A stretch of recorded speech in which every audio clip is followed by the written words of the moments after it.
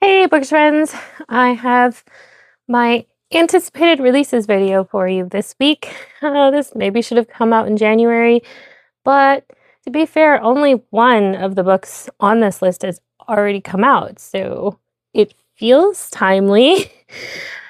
Oh, we had so much sickness in December and January that I didn't do a lot of the stereotypical end of the year, beginning of the next videos. Like, still haven't filmed my favorite book of 2025 video. If you still want to see that, let me know. I'll make it happen. Kind of a spoiler if you've watched the Christian fiction collaboration video I was in. I'll leave that linked down in the description box. But anyway, there are also other books that made it on my favorites list besides my favorite book of the year. And speaking of favorite books of the year, I have multiple 5-star predictions for this list of books. And yeah, let's get started. I'll start with one that already came out earlier this month. So, it's only like 2 weeks after it came out. That would be Take Cover by Chautona Havig. This is the 7th book in her Agency Files series. I can't actually say much about this particular book, but I can say that the premise of the whole series is we have a very well-organized group, the agency. They're not actually related to the government, although a lot of their clients think they're like the Marshals or FBI or something like that. But what they do is they take people into their custody and protect them. Either they've been hired in some cases, other times they have information indicating that this person's life is in danger, and so they basically kidnap them and hold on to them until the threat has passed. Sorry, I have a cheat sheet here because a few of these books aren't on Goodreads yet. I have 3 more books coming out in February I'm excited about. One of them is The Last Wayfinder by Ellen McGinty. If you've been around for the past few months, you'll know I read Saints and Monsters by her recently and really enjoyed it. This book looks like it's set in the same series, but different characters. So I don't know if you need to read Saints and Monsters first. I do recommend it because I gave it 5 stars and really enjoyed it, but I don't think there's going to be spoilers if I read the synopsis here. There are no chains for criminals on Abashi Island, only endless ice. Born into prison, Kira has only known the Arctic wasteland, where the worst criminals are sent to be forgotten, including her mother. When a brutal Imperial inspector sentences her family to death, she unleashes a forbidden magic that comes with a devastating cost. Her sister is cursed, transformed into a monster. Desperate for a cure, she strikes a deal with Captain Wren, a notorious monster hunter whose icy exterior matches the unforgiving landscape. He's everything Kira despises: rigid, lawful, dangerous, and unfortunately necessary for survival. Given the cover, I'm wondering if we're going to get sea dragons again. I love a good dragon book. And speaking of which, I found out Kate Stradling has a new book coming out. She is one of my favorite authors. If you haven't read anything by her, please go check her out. I think a lot of her books are on Kindle Unlimited. That's how I first stumbled upon her. But she has become an auto-buy author for me. And also, I don't know. Oops. There's nothing about it. I shall find the information. I found the book listed on Goodreads, but they don't have the synopsis up yet. But Amazon does. So this one is called Yes, Your Serpentine Excellency. She followed a thief into a gaming house. A dragon followed her home. Oh, I'm so excited to see what she's going to do for a dragon book. Joanna Marlowe has a weakness for charming men, but sadly, her current love interest has sticky fingers along with his handsome face. When he filches a family heirloom for his entry fee to a gambler's den, she resolves to claim it, ideally without having to confront the scoundrel. Instead, she unleashes chaos. Her brand of magic, the ability to skip through space like a stone across a pond, lands her in a dragon's conservatory, where the beast takes potent interest in her. Joanna doesn't expect the smooth-talking serpent to track her to her neighborhood. She certainly doesn't anticipate him setting up a fortune-telling hustle in her backyard. Above all, she would never invite calamity to her own doorstep.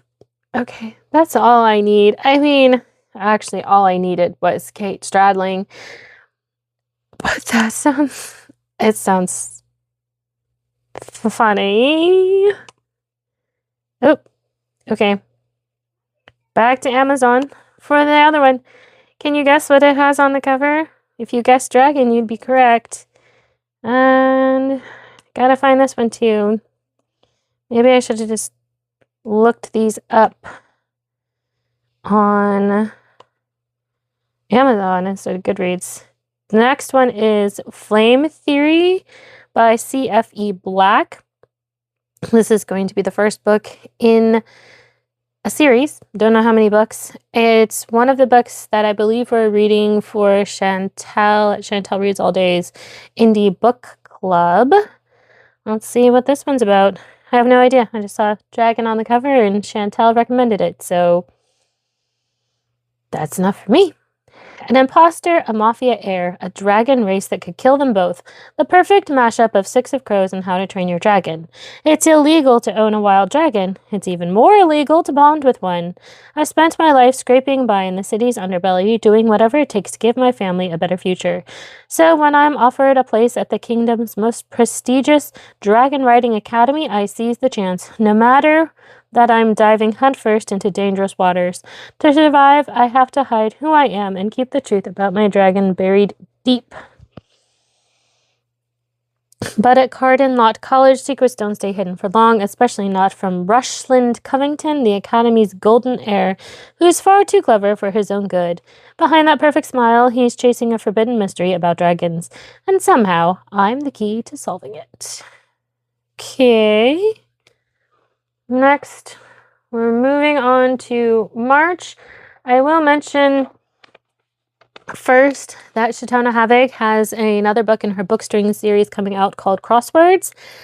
I don't know if this one is still coming out in March or if it got pushed back a few months, but it is bookstrings. It is set in spelled Grenville. Yeah. Southerners, forgive my atrocious pronunciation. All I need to know is it's in the bookstring series. That has been my favorite series of hers by far. I've given the 2 full-length books 5 stars and one of the novellas 5 stars. And I loved the short story that she had in the Birdsong anthology last year. So I have already earmarked money to purchase this one. It's going to be hard to decide. Kindle or paperback, because I have them in both. I will say the bookstrings books, I don't think you actually need to read them in order to enjoy them. They do kind of stand alone. I read the first full-length book without reading the 2 prequel novellas that kind of set things up. The other book coming out in March is Firebreak. That's coming out 10th of March. This is the first book in what is going to be a trilogy. If you've heard me talk about just loving the first 3 Firebird books, those are their own contained trilogy. And then I think this interlude trilogy is going to take place between book 3 and book 4. Books 4 and 5 deal with descendants of the characters from the Firebird trilogy. So that's why I think this is where it falls. And I will see if there's anything I can say about this book without spoiling the first Firebird book. Can't even say her name. Her full name. I will say it's set like in the future on planets with space travel. There are non-human species. Firebird was in the military, and this looks like it's maybe related to a military mission. And that's all I've got for you. So sorry. And the next one I have, we're jumping ahead to May. Okay, there's actually stuff here. We have The Betrayal of Eden by Aaron Phillips. This one's coming out May 6th. This is also going to be the first book in a series. Grimoire and Key. I'm so sorry if I'm saying that wrong. Before she can rise above them all, she must first fall. I'm on the precipice of a cliff, one light breeze away from falling off. At 16, Eden Fortin sees nothing but a bright future ahead of her. With a valuable promotion on the horizon, she is granted a coveted spot as a debutante alongside her wealthy friend, Fallon Riviere, an important step in escaping the sordid South Bout and securing a future with her beau, Miles Taillefer, the son of a powerful representative. But the happily ever after of Eden's fairy tale rise will be more dangerous than she realizes. Hunter Calder, an indentured servant in the Riviere household, is far too familiar with the family's schemes. Forced to pay off his father's debt, he discovers a dark secret about the mysterious grimoires Cartier City uses to maintain order. However, revealing the truth might not provide the freedom he seeks. And the last book I wanted to briefly mention, there's not really any information available about it yet, but the third and final book in the Nordic Wars trilogy will be coming out this fall. That one is Winter's Dawn. I'm on the street team for at least the cover reveal, and I have been able to be on the street team and read an arc of the ebook ahead of time. So I'm really hoping I can do that again. I've loved Winter's Chill and Winter's Maiden, and Winter's Dawn will wrap up the series. I'm looking forward to seeing how she ties up the loose ends and seeing how the characters grow in the last book. And that's all I've got for you this week.